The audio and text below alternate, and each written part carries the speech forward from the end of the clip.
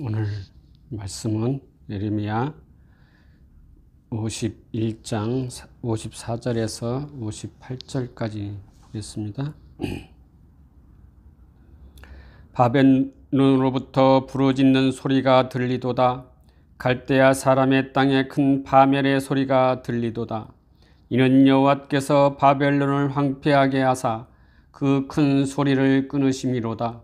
원수는 많은 물같이 그 파도가 사나우며 그 물결은 요란한 소리를 내는도다. 곧 멸망시키는 자가 바벨론에 이르렀음이라. 그 용사들이 사로잡히고 그들의 활이 꺾이도다. 여호와는 보복의 하나님이시니 반드시 보응하시리로다. 만군의 여호와라, 일컫는 왕이 이와 같이 말씀하시되 내가 그 고관들과 지혜 있는 자들과 도백들과 태수들과 용사들을 취하게 하리니 그들이 영원히 잠들어 깨어나지 못하리이다. 만군의 여호와께서 이와 같이 말씀하시니라. 바벨론의 성벽은 회파되겠고 그 높은 문들은 불에 탈 것이며 백성들의 수고는 헛될 것이요 민족들의 수고는 불탈 것인즉 그들이 쇠잔하리라. 아멘.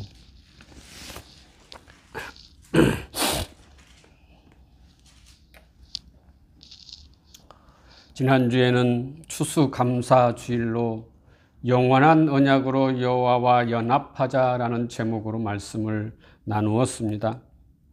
11월 셋째 주가 되면 추수감사절로 절기를 지키며 하나님께 우리가 수확한 것을 가지고 감사하는 마음으로 감사절을 지키지요.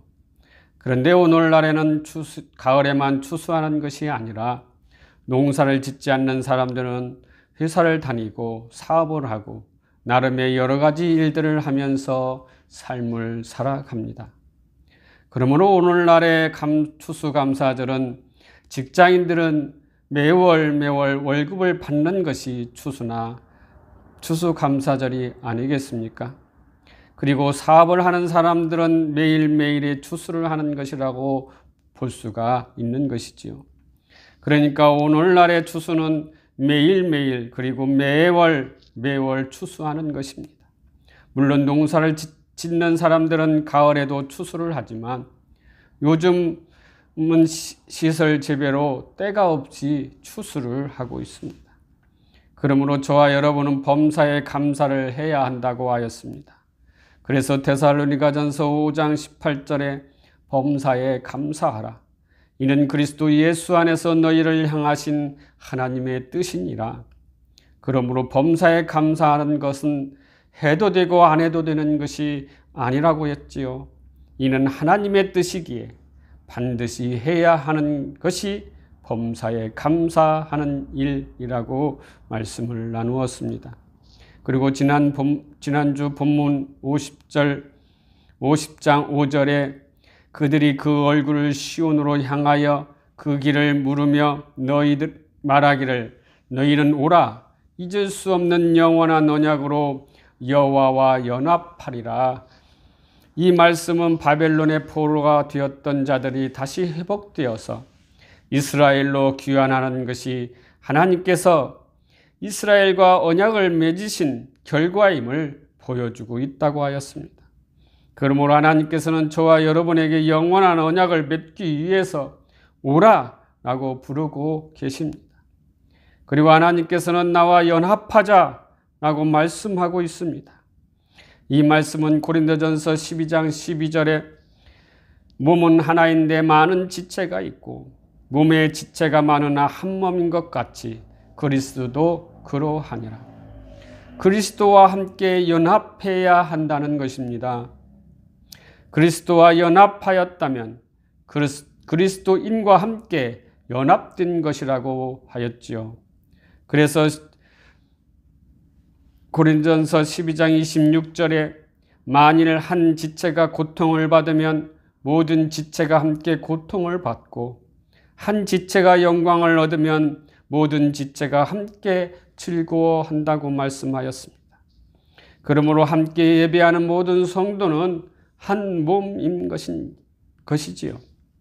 각 지체는 다르지만 한 몸인 것입니다. 그것은 그리스도와 연합이 되었기 때문이지요. 하나님과 영원한 언약으로 연합이 된 것입니다. 그러므로 고통도 함께하고 감사도 함께하고 영광도 함께하는 한몸 공동체가 교회인 것입니다. 이것이 진정으로 그리스도께서 바라는 것이기에 서로 한몸으로 연합하여 감사로 하나님께 영광 돌리는 모두가 되시기를 주님의 이름으로 기원한다고 지난주에 말씀을 나누었습니다. 오늘은 대제국 바벨론의 멸망 예언이라는 제목으로 말씀을 나누겠습니다. 지난주에도 말씀을 나누었지만은 바벨론 나라에 대해서 살펴보았습니다. 예레미야 51장에도 바벨론의 멸망 예언을 반복적으로 말씀하고 있습니다. 이는 바벨론에 대한 심판을 다양하게 선포하고 있는 것이지요. 51장 1절에서 14절까지는 하나님께서 메대 바사를 통해 바벨론을 심판하실 것을 예언하고 있는 말씀입니다. 그리고 15절에서 19절 말씀은 창조주 하나님과 대조되는 바벨론 우상의 회파 예언을 통하여 바벨론의 멸망과 이스라엘 민족의 회복을 암시하는 내용을 선포하고 있는 것이지요. 그리고 20절부터 24절 말씀은 바벨론이 황폐하게 될 것을 예언하고 있습니다. 또한 25절에서 26절은 열방을 심판한 하나님의 도구로서의 바벨론이 황폐하게 될 것을 예언하고 있는 말씀입니다. 또한 27절에서 32절은 하나님께서 메대를 비롯하여 열방을 도구로 사용하여 바벨론을 심판하실 것을 반복적으로 예언하고 있는 말씀이지요. 또한 33절에서 34절 말씀은 하나님께서 바벨론에서 포로 생활하는 이스라엘 민족의 호소를 들으시고 바벨론을 심판하실 것을 예언하고 있는 말씀입니다. 41절에서 44절은 하나님의 심판을 받아 멸망할 바벨론에 대한 애가를 각각 이야기하고 있는 말씀이지. 그리고 45절에서 49절은 바벨론에서 포로 생활하는 이스라엘 백성들에게 바벨론이 이 민족의 침입을 받아 멸망할 때 속히 바벨론을 탈출하여 구원 얻을 것을 권고하고 있는 말씀입니다. 그리고 마지막 50절에서 53절은 바벨론을 탈출하는 즉시 멸망할 바벨론의 미래를 두지 말고 예루살렘으로 귀환할 것을 촉구하는 말씀인 것이지요. 이와 같이 51장과 51장은 50장의 바벨론 멸망 예언의 반복이 단순히 바벨론의 멸망을 경고하기 위함이 아니라 포로 생활하는 이스라엘 백성들의 회개를 촉구하고 그들에게 위로와 소망을 주기 위함임을 말해주고 있는 것입니다. 특별히 바벨론 멸망을 예언하는 51장과 52장은 시드기야 제4년 BC 593년경에 선포된 말씀입니다. 이때는 유다 백성들이 2차로 바벨론의 포로로 끌려간 지 약 5년이 지난 때로 바벨론의 포로되어 간 유다 백성들에게 위로와 소망이 되었던 것입니다.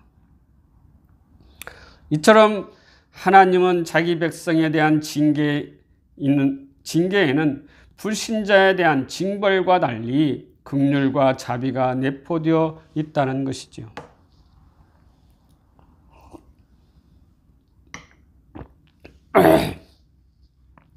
그러므로 저와 여러분은 하나님의 징계 가운데서도 절망하지 말고 소망을 가져야 하며 자신의 잘못이 무엇인지 깨닫고 회개함으로 하나님의 구원의 은총을 받아야 하는 것입니다. 사랑하는 성도 여러분, 대제국 바벨론의 멸망을 바라보면서 이는 하나님의 섭리로 세상의 역사가 진행되어 가는 것을 알 수가 있는 것입니다. 역사를 돌아보면 BC 600년부터 500년까지 한 세기 동안의 역사 속에서 일어난 일 중에 가장 큰 사건이 바벨론의 멸망입니다. 당시 바벨론의 멸망은 전 세계를 지배하던 대제국이 멸망한 것과 같은 것이었습니다.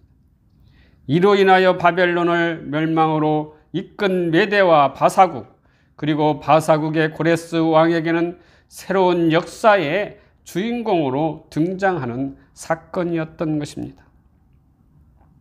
바벨론의 멸망으로 바벨론의 포로로 잡혀갔던 각 민족들은 해방의 기쁨을 얻을 수 있었습니다. 그래서 각 나라의 포로들은 각자의 나라로 돌아가게 되었던 것이지요. 그리고 각 민족들은 민족이 회복되고 나라를 되찾을 수 있는 희망을 가지게 되었던 것입니다. 이처럼 하나님께서는 바벨론을 멸망시킴으로 역사의 질서를 잡으시고 자신의 언약 백성인 이스라엘의 회복을 이루어 주셨던 것입니다. 이것은 역사의 주인이시고 역사를 주관하시는 하나님의 섭리였던 것이지요. 이와 같이 바벨론의 멸망으로 하나님께서는 역사를 통하여 다음과 같이 성도들에게 말씀하고 있습니다. 첫 번째는 역사에 대한 하나님의 절대 주권을 알아야 한다는 것입니다. 역사를 보는 관점은 매우 다양하지요. 어떤 학자는 권력의 흥망을 중심축으로 하여 역사를 보고 있고, 어떤 학자는 인류 문화의 발전 과정을 중심으로 역사의 흐름을 배열하기도 합니다. 그러나 하나님을 믿는 저와 여러분은 하나님께서 역사의 주인으로서 절대 주권을 가지고 각 나라의 흥망을 결정한다는 것입니다. 그리고 역사의 권력자들을 사용하시고 역사의 이동을 허락하신다는 것입니다. 그러므로 어떤 학자는 바벨론 제국의 존재 이유는 이스라엘 백성들에 대한 심판 대행으로 바벨론이 존재하였다는 것입니다. 그러기에 우리는 역사 가운데 발생하는 모든 사건이 하나님의 주권적인 계획과 섭리 안에서 이루어져 간다는 것을 알아야 하는 것입니다. 하나님은 인류의 역사를 통하여 하나님의 백성들을 구원하시고 이끌어 가신다는 것을 우리 성도들은 분명히 알아야 하는 것입니다. 둘째는 하나님을 대적하고 배척하는 세력은 종말을 맞이하게 된다는 것입니다.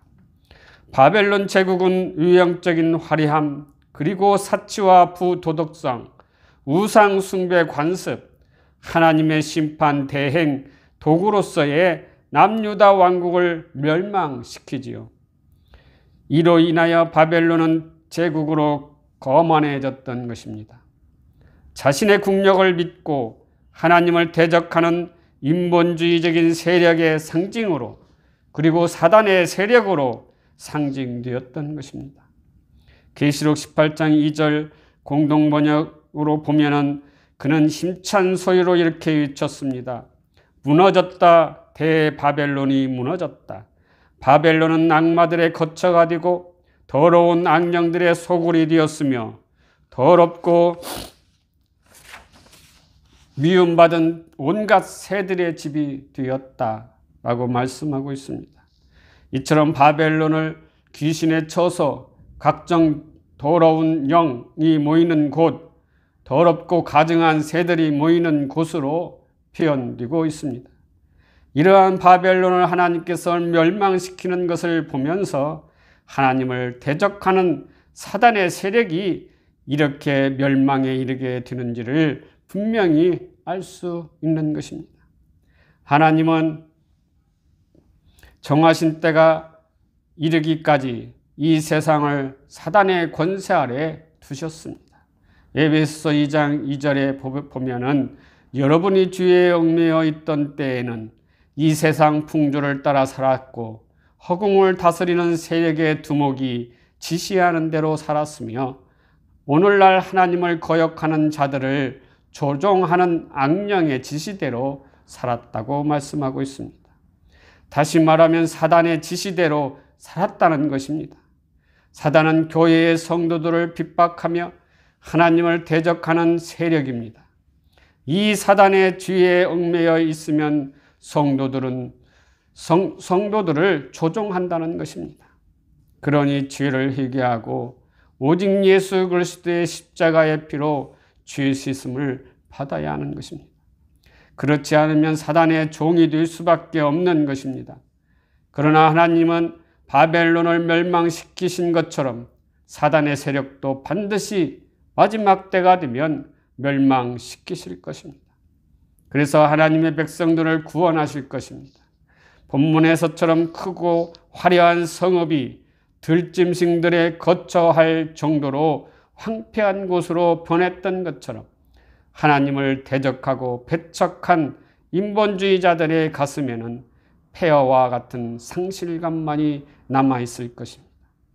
자신들이 이룩한 업적과 영화에 취하여 하나님의 심판 경고를 무시하는 자들은 반드시 연희중에 취하여 잠들어 있다가 대적을 맞아 멸망당한 바벨론의 용사들과 같이 처참한 멸망과 죽음을 면치 못할 것입니다.